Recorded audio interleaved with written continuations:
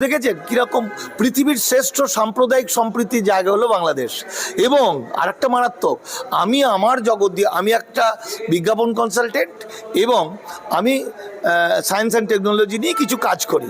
সেই কাজ করতে গিয়ে আমি দেখছি বাংলাদেশ যে আবিষ্কার করছে কৃষিতে, আমার সাবজেক্ট কৃষি, অকল্পনীয়। ফলে বাংলাদেশের যে ইয়ং ছেলেমেয়ে যারা পড়াশোনা করছে, সারা পৃথিবীতে চাকরি করছে এবং তার রোজগারের একটা অংশ তার মায়ের জন্য পাঠাচ্ছে। মা মানে বাংলাদেশ, অর্থাৎ ওখান থেকে টাকা পাঠাচ্ছে বাংলাদেশে ডেভেলপ করার জন্য।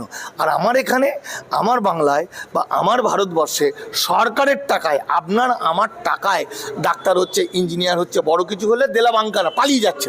পালিয়ে গিয়ে সেখান থেকে নিজের মা বাবা মরলেও দেখতে আসছে না, আত্মীয় স্বজনকে পরিচয় দিচ্ছে না।